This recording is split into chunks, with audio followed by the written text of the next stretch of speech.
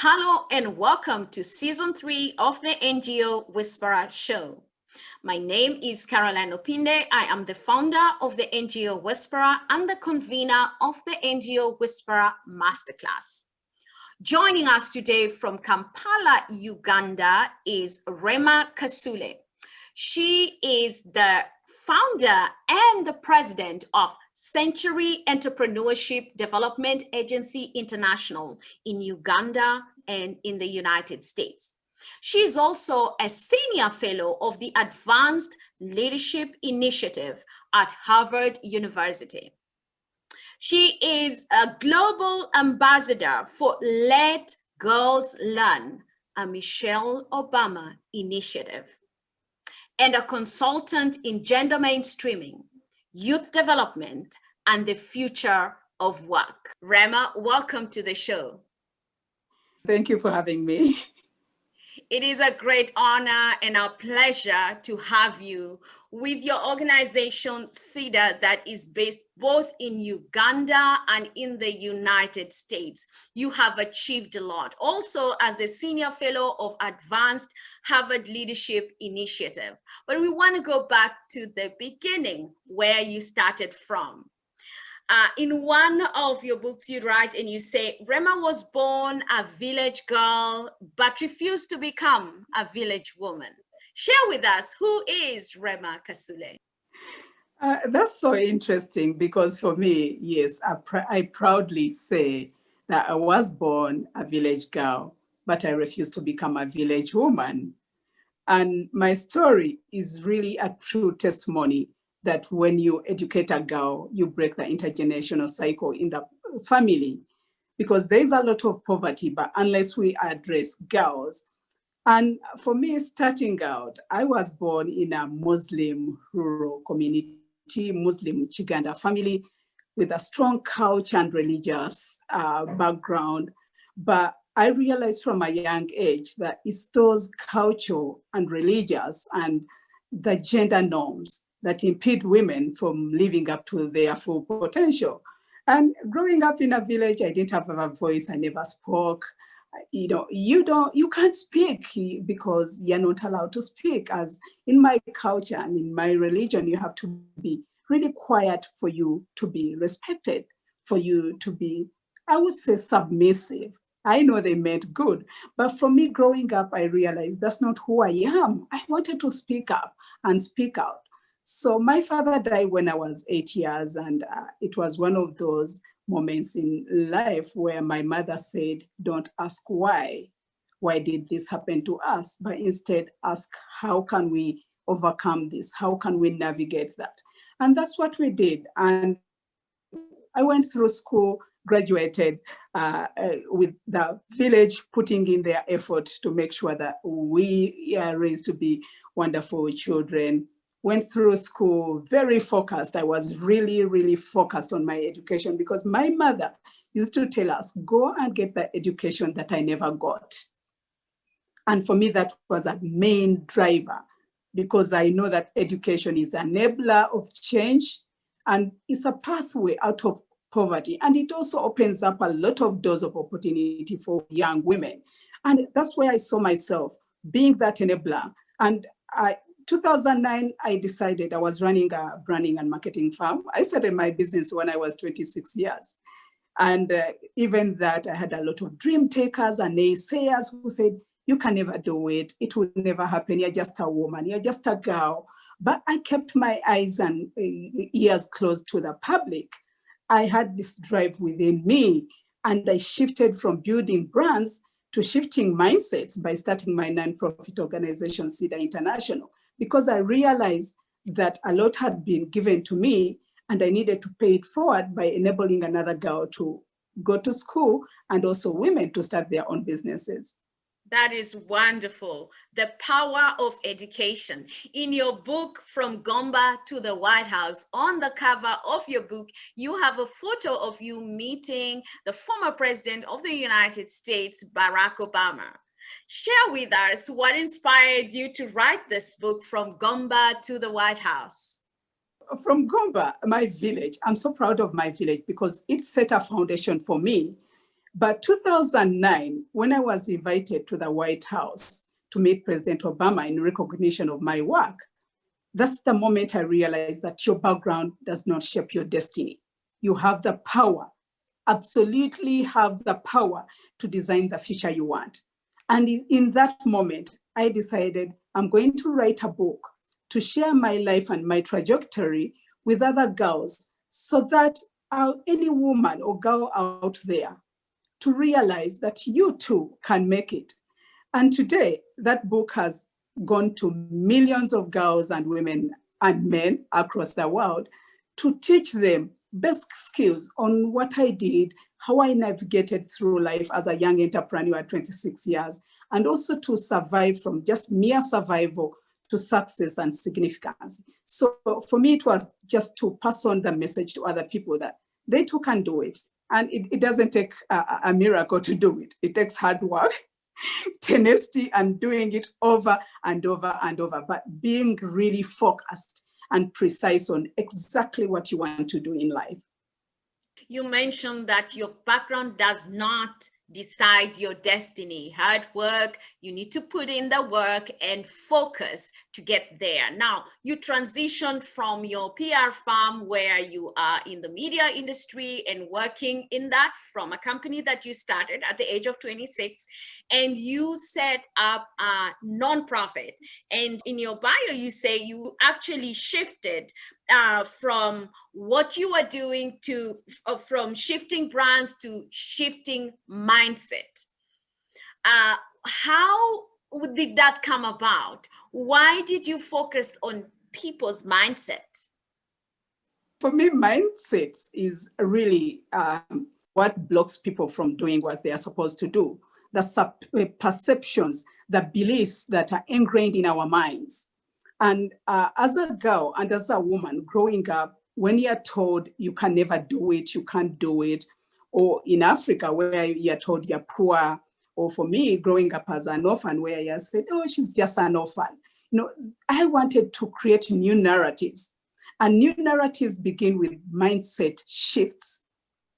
And for the young people, especially that I was meeting along the way, I realized that they cannot do work or they can't make change in their communities, even in their lives, because they have this mindset to say, oh, there's no employment, there are no jobs, I can never win in life. So we wanted to focus really on that mindset because it's the spark when you turn it on that magic happens.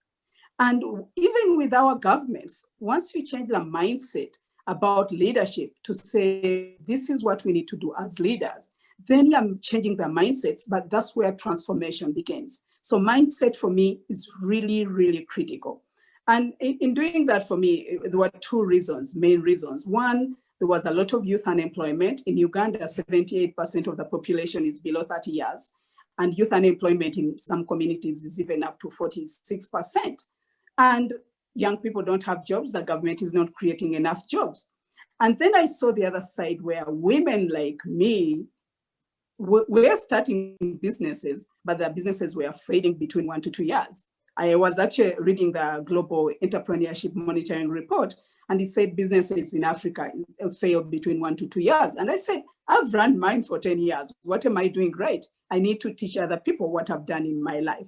That's how I started. So you founded CEDA, Century Entrepreneurship Development Agency. And through this nonprofit, you've been able to achieve a lot. And I wanted to focus on one specific phrase that you have, and I'm going to read it. It says, be economically independent, socially responsible, and politically active. Now, looking at this, why is this triple effect, as I would call it, important for leaders today? It takes that in life. For me, looking at my organization and my life, we need to look at things with a holistic mind, but also with a systems thinking, because you can't solve an economic challenge without looking at the political and also looking at the social.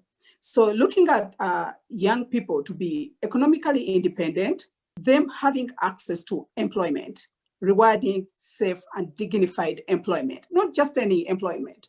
So once they have employment, we are taking them out of poverty and they're on their path to social development. And the social development aspect is so critical because unless young people are socially stable and they can move from the communities like Gomba, where I grew up, to go to communities where they can have access to social services, then we shall be on our way to development. And the politically active is so interesting because I know when I talk to people, they say, no, we are not interested in politics. Political activation just means being active citizens. So when you're an active citizen, you're taking charge of your life. You have a voice, you have the agents to take decisions about your life, but you're also doing change in your community. If it's voting, we've just finished voting in Uganda last week. Go and vote. That's political activation. You don't have to be in a political office for you to sound politically active. Even if it's in a community, mobilizing young people to prevent teenage pregnancy, you're politically active. It's about active citizenship in your family, but also in your community. That's so wonderful, especially now with what's going on in the world. It's very volatile. And it's not just in Uganda where you just had your general elections or national elections. It's also in other developed nations or high income nations such as the United States. It's also here in the UK where I am, with the Brexit. So everything seems to be really politically charged. And when you just mention politics, whether it's on social media or with your friends sitting or chatting on the phone, everyone just goes numb and it's like, please, let's not talk about politics because that's what is dividing us. What you are saying is, that's not what's dividing us, it's what's uniting us, and we can be politically active. Would you please speak to young people or anyone who might feel right now they want to distance themselves from any conversations about politics? I would say politics is not an event or even a marathon to say, hey, we've crossed the finish line. Political activation is a process which is so gradual. Sometimes it's so painful, but we need to do it. For example, we need to talk about policies. We need to hold accountable our governments and our leaders for them to tell us where they're taking the money. That's also political activation. But also for me, one of the things I want to really demystify is this concept of leadership. I say leadership is not about a position or a title. Leadership is about identifying a need, mobilizing people and resources, and taking action. And for me, one of the critical things we need to do, this generation and the next, is to realize that each one of us has a major role to play, and each one of us can make a difference.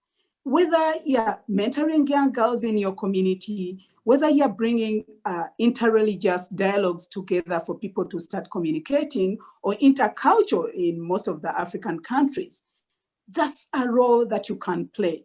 And that takes awareness, but it takes participation. Participation. We all need to be active players in shaping our destiny. Absolutely. We all need to be active players in shaping our destinies. And we cannot say we are really contributing to development if we do not have a voice. And we also, as you said, we need to hold our leaders accountable for the promises that they have made and the responsibilities that they have. And that is what being politically active really means. It doesn't mean running for an office, as you said, and it's also not engaging in events that are political in nature. How beautiful that is. I think there's a masterclass coming out of that, how to engage with your community as being economically independent, socially responsible, and politically active. Thank you so much, Rehmah. Let's go straight into the training and the mentorship that you have offered. through your organization, CEDA, you've offered training to over 168,000 women and youth. Now, these are leadership training, skills development training. You've connected them to resources around the world. And I also know you have been one of the judges, or I should call evaluation team, for one of the largest private grant, the MacArthur Foundation 100 and change. And I would just like you to talk about it, because people need to know who you are and what you have been involved in. For me, I see my role, myself as a leader. I'm a serial entrepreneur. I start businesses and let people run them. But I also see myself as civil society champion, but also a social innovator. So I innovate and design programs, high scale, high impact scale projects. And MacArthur, interestingly, MacArthur Foundation was one of my funders or donors for my Rising Stars Mentoring Program that works in 2 refugee camps and northern Uganda, working with girls in underserved secondary schools. And so MacArthur funded my program for 5 years. And as part of that, they really saw the kind of work I do, but they also saw the role I do as an individual. I'm a convener of other nonprofit organizations to come and work together. We organize the mentoring work where over 40 other nonprofits organizations come together, national dialogues. And MacArthur invited me about 4 years ago to say, we've seen the work you do, and we want you to come and be a judge at the 100 and change competition. And it's one of those moments you realize, oh my God, I didn't realize people were really watching what I was doing. But it's one of those things that you really need to prepare your mindset. First of all, these are large scale. We are talking about 100 million. So evaluating a project of 100 million is not the same as evaluating one for 10,000. You have to be skilled in so many ideas. So one idea can be, some projects are in environmental protection, so you have to read about environmental protection. Another one in sexual and reproductive health, HIV/AIDS, education, name it, the whole world. So you need to be really skilled and knowledgeable in so many aspects of international development for you to become a judge and evaluate those projects. But for me, one of the things I've learned, which I now share with other organizations, is what makes organizations get more funding, and especially grassroots organizations don't get the funding. One is we don't know how to tell stories. Grassroots organizations don't know how to tell stories. We don't have professional writers to tell the story and write the story and the project out.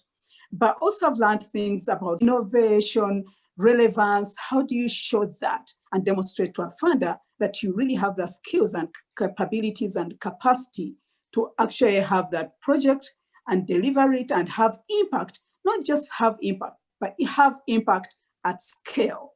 That's so critical now. No one wants to take you if you're just meeting 50 women. They want to hear thousands of women, because we can't galvanize any effort if we are talking about 50 women. We need to be talking about thousands of women, because the need is really big, and it's urgent that we really come up with project proposals, especially from Africa, so that we are, as Africans, are solving African problems. Absolutely. As the NGO Whisperer, we support nonprofits, especially the small and medium-sized nonprofits, to raise funds for their projects, not just events, as you've said, and create impact in their communities. And one of the things that we really emphasize, and you have said it, and I want to repeat it so our clients and nonprofits around the world can hear this. Rehmah Kasule, she was a judge at MacArthur Foundation, 100 and change. It's a competition where organizations go for a grant, an award that is actually $100 million. US dollars. That's a lot of money. And you cannot apply for this grant by yourself. You have to partner with other organizations and showcase your sustainability. Showcase key staff and amazing people that you work with, but who are capable. And so we are speaking today. We are so honored to have her here to share this, because most organizations apply for grant, including myself. We've applied for that. We actually applied for it in 2015. I was leading the efforts. We didn't get it. And as far as I know, the same organization that I used to work with applied for it again in 2018. I am not sure if they got it. But this is a highly coveted grant, and it is massive, and it's looking for impact, not just impact at a small scale, but impact at high scale, high impact program. So ladies and gentlemen, listen carefully. Whatever she says, do it, because she has been there. She has done it with success. Now, looking at your programs that you offer for women and for youth, how can organizations partner with CEDA, your nonprofit, to do this?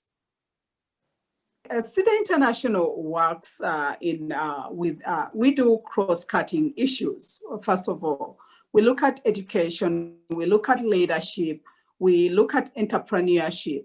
So we really prepare the whole ecosystem. So what we proudly say, we skill, mentor, connect, and engage. Those are our 4 core themes. And in doing that, earlier on, we realized that we can't do this alone. We cannot talk about education and leadership and employment and job creation and the future of work and politics doing it alone. So we work through strategic partnerships. So we form strategic partnerships, whether with other organizations, non-profit organizations or international organizations.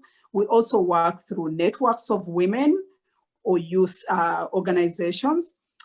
And so we look at those strategic partnerships because we know, for example, if I work in education in a school, I need someone to work with to handle sexual and reproductive health, so that we focus on our competitive advantage, which is mainly mentorship and capacity development.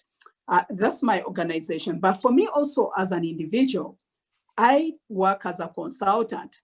So I do gender mainstreaming for international organizations, but I also do capacity development. I call them proximate organizations, those grassroots organizations which need a board. How do you manage your board? How do you grow your board? How do you do monitoring, evaluation, and learning, documentation? How do you tell your story, communication and branding? How do you develop your leadership and the talent within your organization? How do you measure your impact and scale your programs, project design and development? Those are also things I do as a consultant, so that I support, because I strongly believe in the power of grassroots organizations. However, one of the things I've seen, a lot of these organizations really have the energy, they want to do things. However, they don't have the right skills. They don't have the right capacity. So whatever energy they have, they can't translate that to fuel the work they have to do. They can't come up with innovative solutions. So that's where I come in as an individual, but also as an organization. But for me personally, I believe strongly in the power of female friendship and the collective voice and efforts when we come together. Women are strong individually, but together we are a force to reckon with. We are so strong.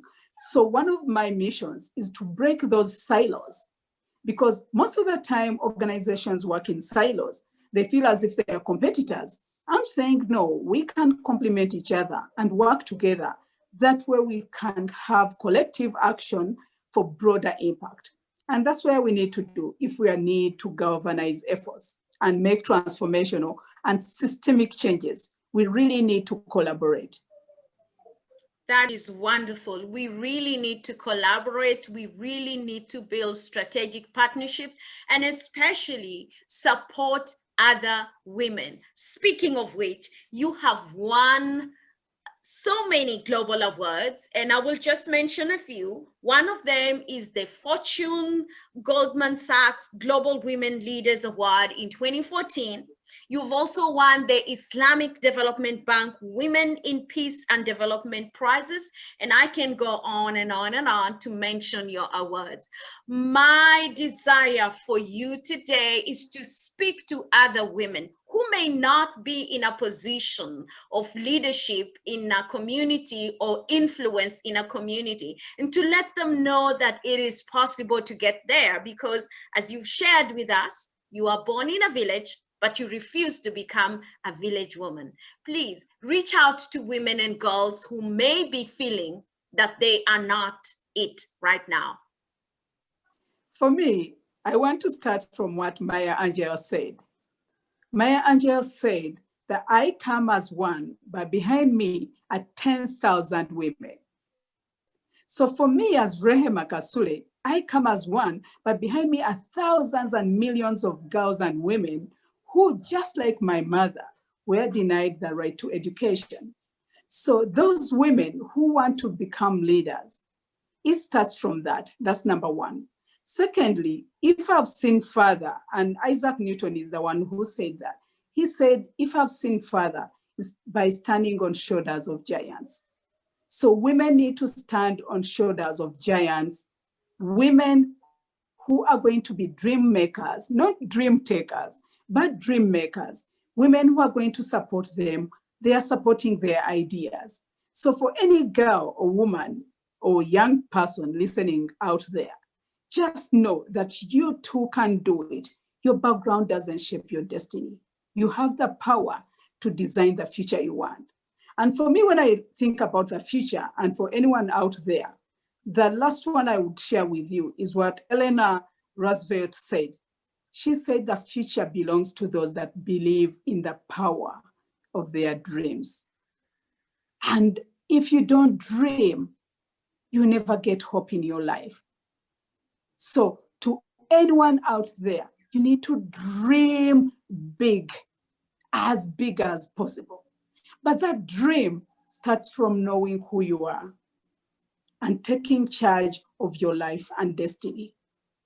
Without thinking about your community or where you came from, first think for a minute about you. Who are you? Every day, reflect on that question. Who are you? Because when you know who you are, you know what you want, and you're going to get it. I can assure you, I'm a true testimony to that. I knew who I was, and I was so comfortable with it.